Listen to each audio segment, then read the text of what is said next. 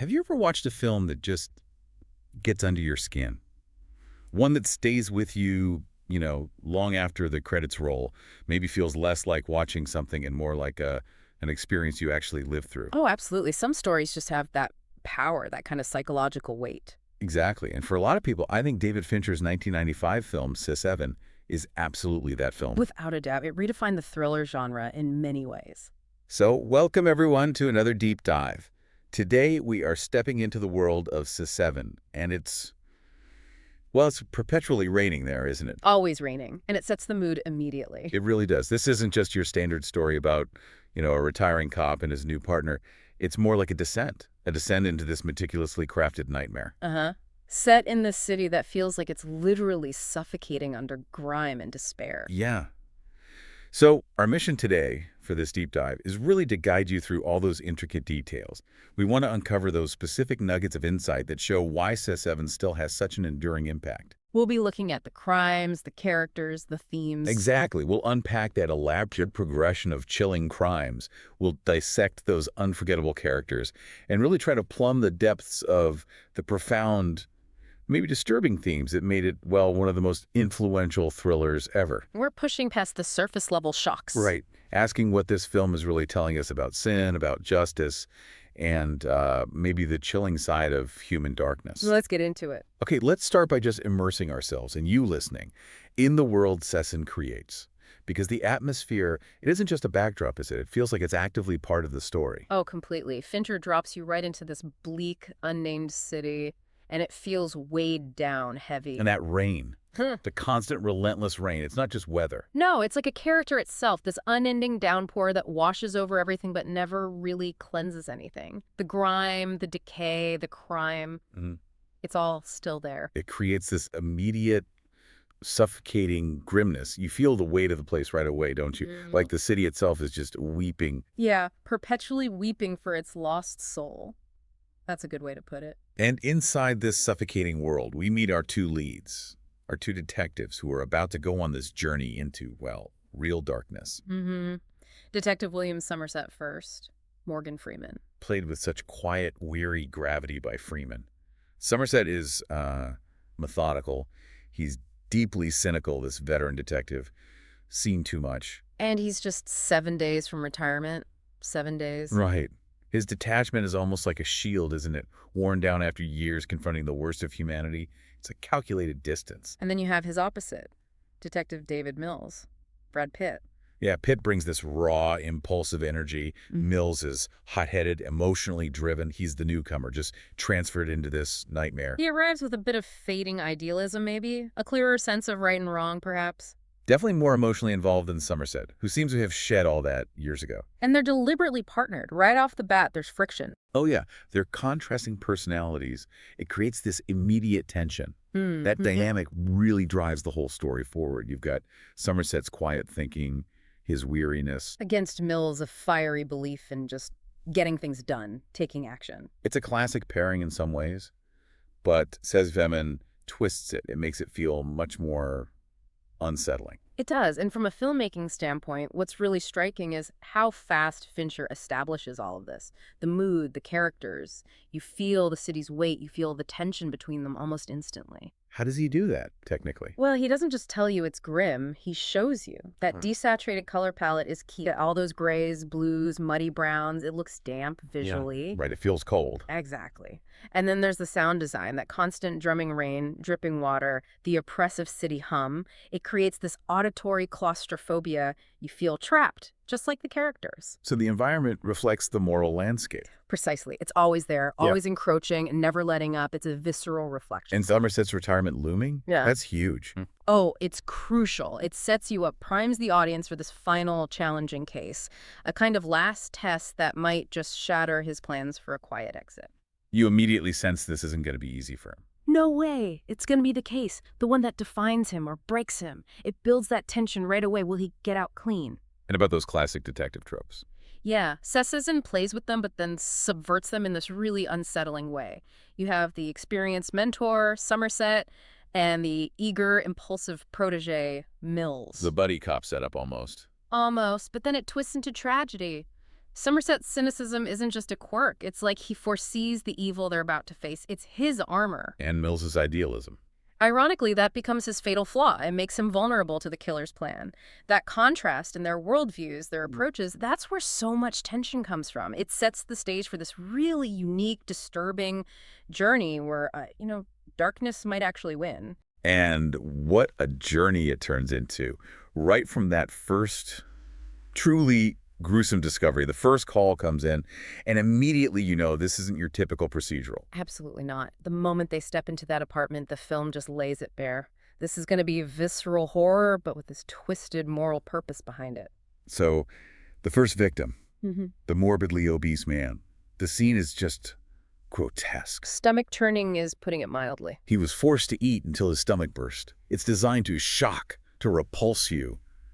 And it works. It absolutely does. But even in the horror, Somerset picks up on something. Yeah, the methodical observer. He sees something precise, almost ritualistic. This wasn't random rage. No, it was calculated. A perverse judgment. And then the clue. Behind the fringe, almost hidden. Gluttony. Like a signature. A message hinting this is just the start. The shock value there is immense. It instantly establishes the killer's extreme nature and the film's refusal to flinch. It's not just savage, it's staged. A tableau. It sets a precedent, doesn't it? Yeah. You know, from then on, this film isn't holding back. But the violence has this strange, twisted meaning. Exactly. It's not chaos. It's a statement. A chilling intro to the killer's warped morality. And Somerset noticing the methodical approach Yeah. that feels key right away. Totally key. It signals a deeper plan, not just random acts. We're dealing with an intellect here, not just a brute. He's orchestrating something. A grand design. A perverse sermon. Something like that. The victims are just pawns in his horrifying game. He's not impulsive. He's executing a vision. And this connects to punishment, right? His idea of justice. Right away, he's enacting his own form of justice, a moralistic judgment he thinks is needed to cleanse a corrupt world. He's not just killing, he's condemning, delivering a sermon through action. Which lifts it beyond just a serial killer hunt. Absolutely. It becomes this chilling exploration of morality, decay, sin itself. It forces you to think about evil wielded with this terrifying sense of righteousness. And that pattern snaps into place with terrifying speed. The second call comes. And the picture gets even more disturbing. This time, a rich defense attorney found dead in his office, and the way he died, just as horrifying. Forced to cut a pound of his own flesh. Yes. And then, written in blood on the floor, greed. And this is where Somerset really puts it together. That pound of flesh detail you mentioned, it's incredibly significant, isn't it? It links to literature, right? It's Shakespeare, famous, yeah. Yeah. Shylock's demand. This immediately tells you the killer is erudite. He's using symbolic violence, showing intellectual contempt. So he's not just mad, he's making these statements. Precisely. His crimes are crafted, almost artistic in their horror, designed to shock, educate, condemn. And then the big realization hits Somerset. Exactly. They're dealing with a serial killer inspired by the 7 deadly sins: gluttony, greed, then sloth, lust, pride, envy, wrath still to come. Wow. That just escalates everything. It transforms the hunt completely. It's not just finding a perpetrator anymore. It's deciphering this twisted sermon, this grand, horrifying design based on deep moral concepts. The killer becomes this perverse artist of judgment. A self-appointed avenging angel, maybe? And the victims are his unwilling, tortured congregation. The scale and intellect behind it, that's what really sets Se7en apart. It makes you grapple with the why as much as the what. So with this pattern confirmed, the investigation changes, right? It's less about just standard police work. Definitely. It becomes this intense intellectual pursuit. Somerset and Mills, despite being so different, now have to dig into philosophy, theology, literature. It becomes a battle of wits, not just a chase. Exactly. And you see Somerset really immersing himself in the killer's world, spending nights in the library, poring over dusty records, old texts. Trying to understand the ideology behind it all. Right. He's looking at Dante, Milton, Chaucer, Aquinas, authors who explored sin, damnation, morality. He's trying to get inside the killer's head, understand this warped worldview. And that's how he finds the library connection. Yeah, through that meticulous, almost obsessive research, he finds this clever loophole, a way to get lists of people checking out these very specific flagged books. Which highlights Somerset's brilliance, his experience, intellect over impulse. It really does, and it shows that traditional methods just aren't enough here. You're dealing with someone using knowledge itself as a weapon. The killer is citing his sources, in a way. He is, enacting this moral purge rooted in centuries of thought on human failing, turning crime scenes into these didactic, horrifying lessons. And those literary references, Dante, Milton, Aquinas, they're not just background color. Not at all. They're almost like blueprints for John Doe's hell on earth. Think about Dante's Inferno, the specific punishments for specific sins. Fincher mirrors that, but maybe shows Mills's pursuit becoming his own inferno. A reversal. The hero descends and gets consumed. Kind of, yeah. And Milton's Paradise Lost, exploring the fall from grace, the seductive nature of evil that echoes in Mills's own tragic descent later. He's provoked into becoming what he hunts. So Somerset's methodical approach is crucial. Absolutely. While Mills is driven by emotion, Somerset's patient, intellectual dedication uncovers these vital clues. It's that interplay intellect versus instinct that propels the investigation and reveals the true horror.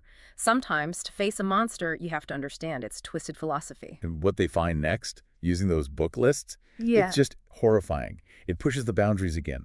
The sloth victim. Oh, that scene is deeply disturbing. They find a man tied to a bed. He's been there for a full year, kept alive barely in these agonizing conditions, a living corpse. Just unimaginable torment. And sloth, scrawled on the wall, a testament to the killer's perverse patience.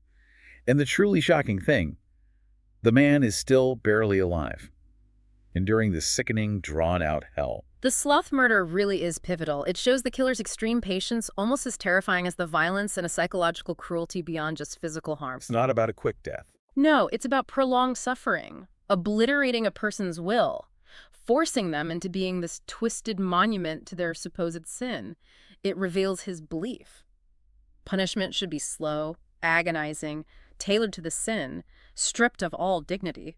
And as these horrors pile up, the media gets involved. Intensifies everything, turns it into a spectacle, and that pressure just makes things worse for the detectives, especially Mills. He's more educated. Yeah, frustrated, enraged by the killer's intelligence, the cruelty. He feels mocked. The killer is mocking the whole system. And that builds towards the end. Absolutely. His emotional volatility is crucial for his character arc, and it sets him up for that final tragic test, plus the media frenzy. That actually helps John Doe. How so? He wants his sermon heard, right? The media, hungry for the story, becomes his unwitting publicist, amplifying his twisted message. Wow. Okay, amidst all this darkness, the film cleverly weaves in this crucial human element. A little flicker of light, maybe? Yes, it reminds you these are real people affected by this. We get a glimpse into Mills's personal life, mainly through his wife, Tracy.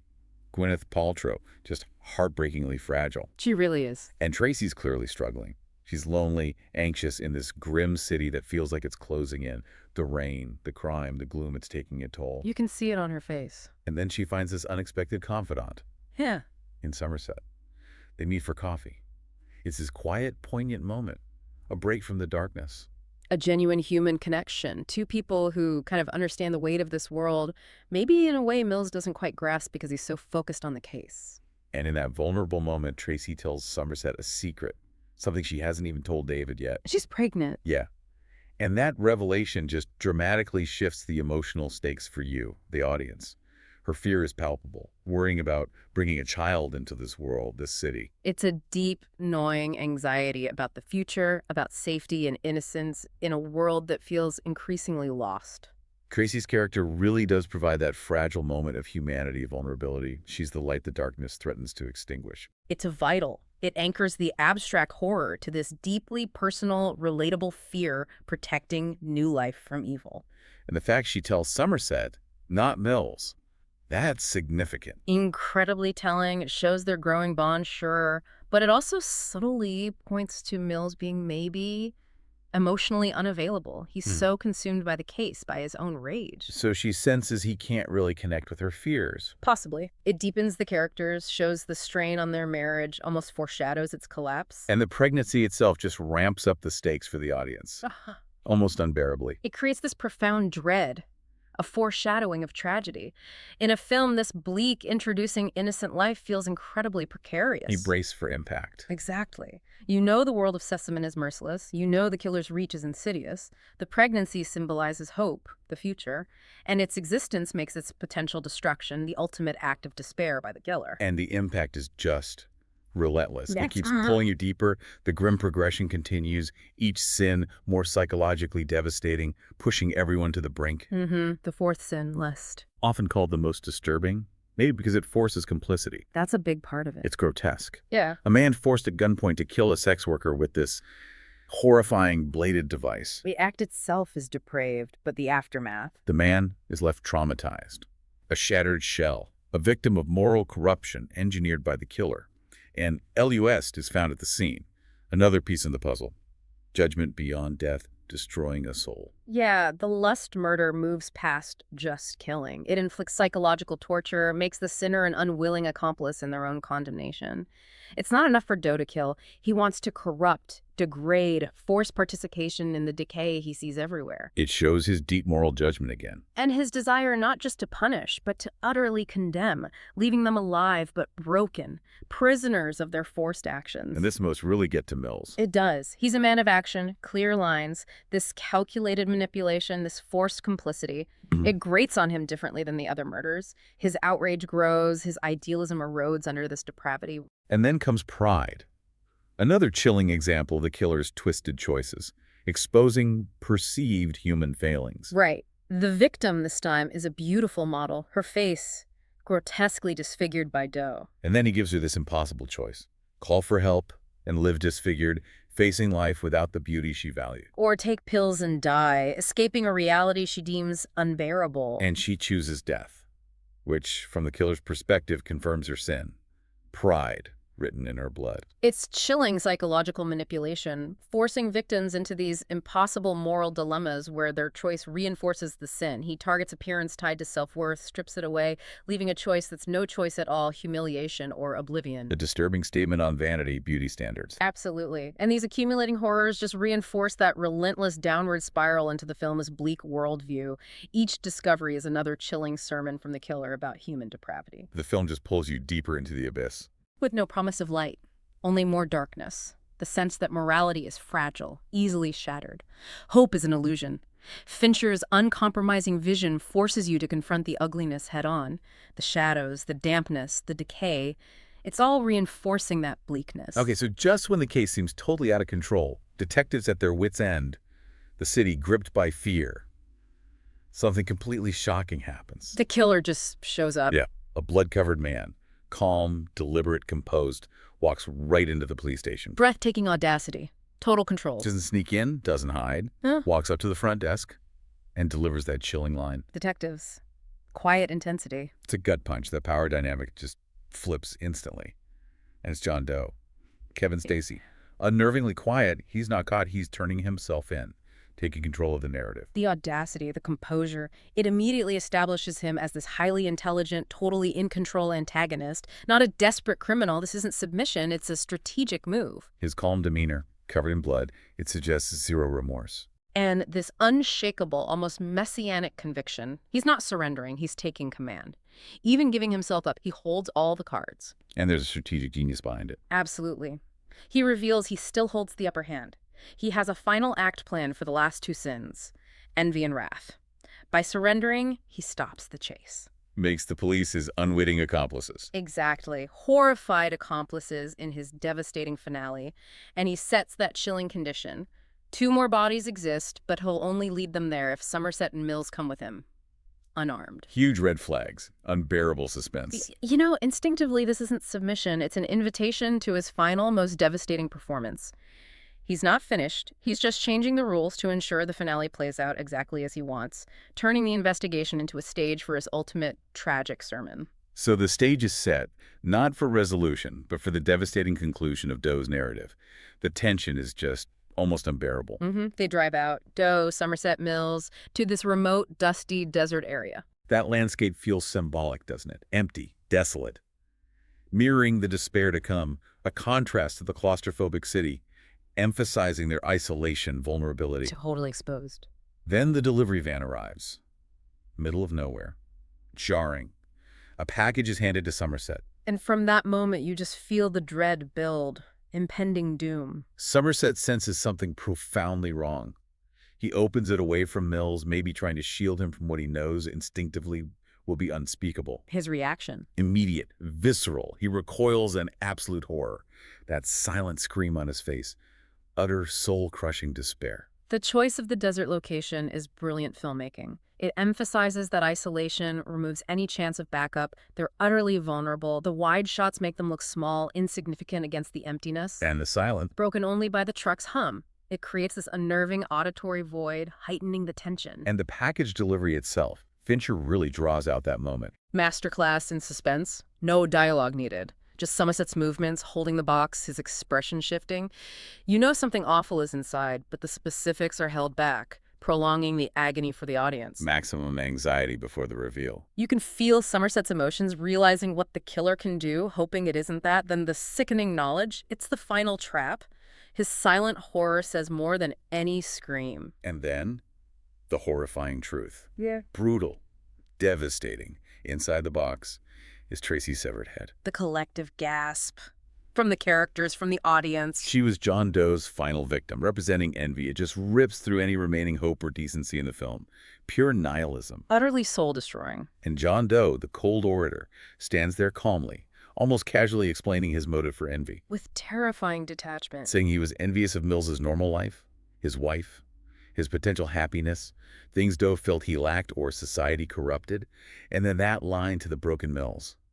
He took a souvenir. Chillingly devoid of emotion. This is that shocking, devastating climax, designed to break Mills and the audience beyond repair. The brutality, the personal nature of it. It's not just murder. It's a direct assault on Mills's foundation, his hope, future, family, his reason for fighting, psychological and spiritual annihilation. And the envy sin itself. Yeah. It's extraordinary how it targets not the victim's flaw, but someone else's happiness. Mills. Doe doesn't just eliminate, he contaminates. Takes something pure, representing hope, for Mills to complete his vision, to ensure Mills is corrupted too. His confession just emphasizes his lack of remorse, his satisfaction at manipulating everything to this end. He wants to destroy soul, pull Mills into his own hell. And the immediate consequence. Unavoidable. Tragic inevitability engineered by Doe. Yeah. Somerset sees Mills shatter, sees that pure, uncontrollable rage descend. He tries desperately to stop him, knowing it's Doe's final trap. But it's too late. Way too late. Mills, consumed by rage, grief, despair, his world gone in an instant, pulls his gun and shoots Doe multiple times, empties the clip. And in that moment, Yeah. the final horrifying piece clicks into place. With devastating clarity. Mills's act of furious vengeance fulfills the final sin, wrath. The brilliant, horrifying execution of Doe's master plan. He didn't just commit 7 murders, he orchestrated it, so Mills became the final and willing, tragic piece in his tableau. Mills, the symbol of law, the idealist, Yeah. becomes a perpetrator, caught in Doe's trap. Irrevocably. And wrath here is so potent, so tragic. It consumes Mills, obliterates his idealism, pushes him past any return. It shows the fragility of morality, how easily that line between justice and vengeance blurs. How easily good people can be pushed to do terrible things. When faced with unimaginable horror, Mills becomes a victim of the evil he fought. His life destroyed, one of the most tragic arcs in cinema. He aimed to catch a killer. But the killer transformed him, made him the final instrument of his own despair. It really brings to mind that idea of the cycle of violence, fighting monsters, becoming one yourself. So Doe's sermon is complete. The consequences are immediate, devastating. Mills arrested, taken away in shock, his life destroyed. A hollowed-out shell. Condemned to a different kind of hell, the bleakness just hangs there, permanent. In Somerset, the weary veteran, dazed from escape, he makes a decision. Profound and telling. Delays his retirement, chooses to stay in the world he wanted to leave, and his final lines, they echo the film's core idea, leave you with this lingering, unsettling thought. Ernest Hemingway once wrote, "The world is a fine place and worth fighting for." I agree with the second part. Wow. Powerful. Ambiguous. It's the film's philosophical mic drop. It suggests a continued fight against the darkness, even if hope for a fine place is gone. It's cynical, yet resolute. Acknowledging the evil, but refusing to surrender completely. Exactly. He stays not from idealism, but because the alternative, letting darkness win unopposed, is unthinkable. A subtle defiance, a quiet internal victory against despair, even if the world stays bleak. And that ending, it deliberately leaves you uneasy. No neat closure. No triumphant victory, no redemption. Just this cynical worldview suggesting evil can thrive, can even triumph, corrupting its pursuers. It lingers, forces reflection, refuses easy comfort, reflects the film's relentless bleakness. And that bleakness, that unflinching exploration of humanity's dark side, is why Se7en remains so powerful, so influential. It's not just a thriller, it's a journey into disturbing themes. Themes that resonate, forcing you to look inward. At its core, it explores the nature of evil. Do isn't just a villain, he's a moralistic zealot, believes his acts serve a higher purpose. He's delivering a sermon, trying to purify a corrupt world. That self-righteous conviction is chilling. It echoes extremism. Absolutely. He's a self-appointed avenging angel, a prophet of doom. That makes him terrifying. His evil isn't random. It's ideological, meticulous, rooted in warped morality. He believes he's superior to society's apathy. And he forces us to confront evil wearing a mask of righteousness. It's insidious. His ability to manipulate everyone. It's chilling. He thrives on indifference, mirrors our own flaws back at us. The film also relentlessly examines the fragility of morality, most vividly through Mills's downfall. His journey from idealist to enraged murderer. A devastating illustration of how easily our moral compass shatters under pressure. It suggests darkness isn't just external, it can be within us, waiting for a catalyst. Yeah. The film's darkness isn't just backdrop. It's an active force eroding the character's moral fabric, leaving you with the terrifying thought that darkness often wins, or at least corrupts everything it touches. And finally, it delves into the price of justice and vengeance, showing how pursuing one can corrupt the other. Mills's pursuit of justice leads directly to vengeance and his own destruction. He sets out to uphold the law. And ends up breaking it, tragically, publicly, self-destructively, becoming a victim of Doe's design. It makes you question if true justice is possible when lines blur, when righteous fury consumes the person wielding it. Precisely. The film argues through Mills that vengeance isn't justice, it's self-destructive. A cautionary tale about unchecked rage, grief. His wrath, while understandable maybe, costs him everything: career, freedom, morality, his soul. Proving the price of vengeance can be self-obliteration, capitulating to the evil you fought. And it's these themes, plus that relentless tone, the visual style, The pervasive gloom, the shadows, the rain, the score. that elevates Se7en's beyond just a crime thriller. Its uncompromising approach, that shocking ending, made it so influential. It changed the game, set a new benchmark for psychological horror, left an indelible mark on thrillers that followed, forced filmmakers and audiences to confront darker possibilities, uncomfortable truths about human nature. It wasn't just a movie, it was an experience. A visceral, unsettling experience that redefined the genre and challenged our perceptions of right, wrong, and moral decay. And that's why it endures. It's not a film you just watch, you experience it. A haunting descent that forces you to confront unsettling truths. Its power to spark discussion decades later about morality, cruelty. It's a testament to its genius. Unwavering artistic vision? So after witnessing John Doe's chilling sermon in full, what does Se7en truly tell us about that fragile line between justice and vengeance? And how easily can that line blur when you're pushed to the absolute breaking point by unimaginable loss? A question to ponder. We leave you with that thought. Thank you for joining us on this deep dive into Se7en. Until next time, stay curious.